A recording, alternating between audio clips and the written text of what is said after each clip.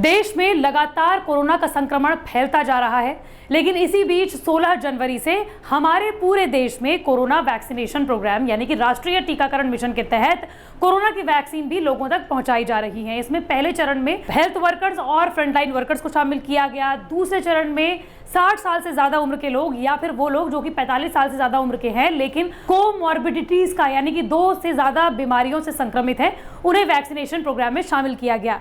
लेकिन ये बातें तो आपको पता है, लेकिन मैं ये बातें इसलिए बता रही हूँ क्योंकि तीसरा फेज 1 अप्रैल से शुरू होने जा रहा है।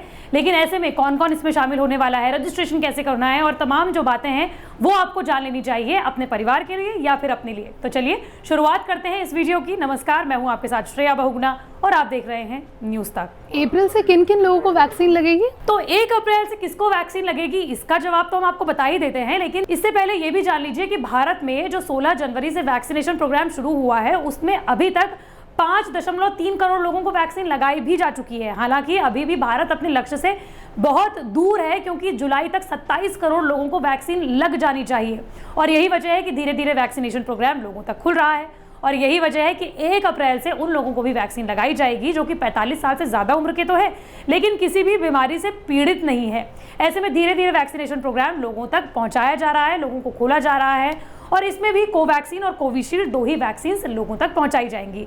इनमें से एक कोवैक्सीन जो है वो भारत बायोटेक और Indian council of medical research ने बनाया है, तो वहीं दूसरी यानी कि कोविशील्ड वैक्सीन जो है वो बनाई तो स्वीडिश कंपनी एस्ट्राजेनेका और ऑक्सफोर्ड यूनिवर्सिटी के विशेषज्ञों ने मिलकर है, लेकिन इसका प्रोडक्शन भारत में सीरम इंस्टीट्यूट ऑफ इंडिया बड़े लेवल पर कर रहा है। क्या मैं कोरोना वैक्सीन लगवा सकती हूँ और वैक्सीन लगवाने के लिए रजिस्ट्रेशन कैसे होगा?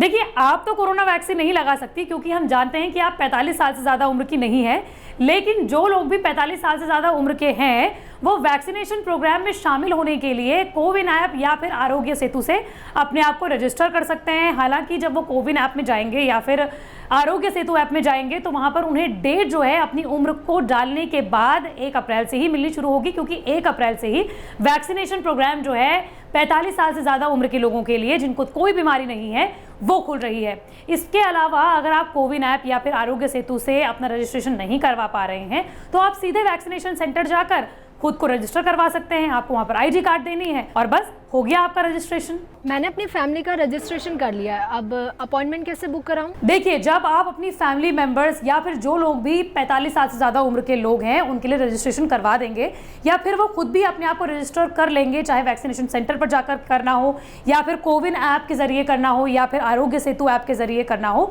उसके बाद आपके रजिस्टर्ड मोबाइल फ़ोन नंबर पर एक SMS आएगा जिसमें कि आपको उसके बारे में पूरी जानकारी दी जाएगी कि आपका वैक्सीनेशन सेंटर कौन सा है, आपके लिए कौन सा टाइम मुकर्रर करवाया गया है और आपको कितने बजे जाना है। रजिस्ट्रेशन हो गया, अपॉइंटमेंट भी मिल गई, अब इसके बाद आगे क्या होगा? जब आपका रजिस्ट्रेशन भी हो गया, अपॉइंटमेंट भी मिल गया, उसके बाद आपके रजिस्टर्ड फ़ोन नंबर पर एक SMS आएगा।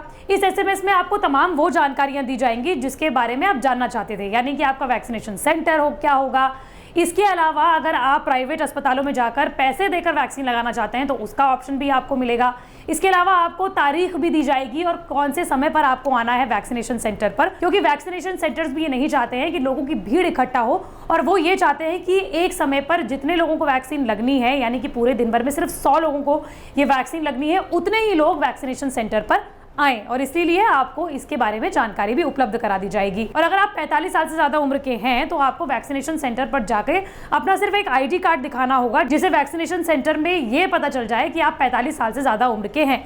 इसमें 12 आईडी कार्ड में से आप कोई सा भी आईडी कार्ड वैक्सीनेशन सेंटर पर लेकर जा सकते हैं। वो कौन कौन से हैं? आधार है, वोटर है, पासपोर्ट है, ड्राइविंग लाइसेंस है, पैन कार्ड है, हेल्थ इंश्योरेंस है, इसके अलावा पेंशन डॉक्यूमेंट है, बैंक पोस्ट ऑफिस पासबुक है, मनरेगा जॉब कार्ड है, MP MLA MLC का आईडी कार्ड है, सरकारी कर्मचारियों का सर्विस आईडी कार्ड है, नेशनल पॉपुलेशन रजिस्टर के तहत जारी स्मार्ट कार्ड है।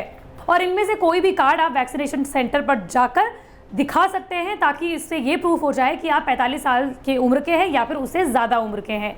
इसके अलावा आपको वहाँ पर यानी कि जब वैक्सीनेशन सेंटर पर जाएंगे तो आपको थोड़ी देर के लिए वेटिंग रूम में रखा जाएगा जहाँ पर आपका ब्लड प्रेशर चेक किया जाएगा, ये भी देखा जाएगा कि आपका स्वास्थ्य ठीक है, आप घबरा तो नहीं रहे हैं। इसके बाद आपको वैक्सीन लगाई जाएगी और उसके बाद आपका 30 मिनट ऑब्जर्वेशन देखा जाएगा ऑब्जर्वेशन लिया जाएगा कि आपको कोई साइड इफेक्ट गंभीर तो नहीं हो रहे हैं, और उसके बाद आपको घर जाने दिया जाएगा। वैक्सीन की पहली डोज तो मिल गई, अब दूसरी कब लगेगी? देखिए, भारत में इस वक्त 2 वैक्सीन लगाई जा रही हैं, जो कि मैं आपको वीडियो के शुरू में ही बता चुकी हूँ। पहली है कोवैक्सीन, दूसरी है कोविशील्ड।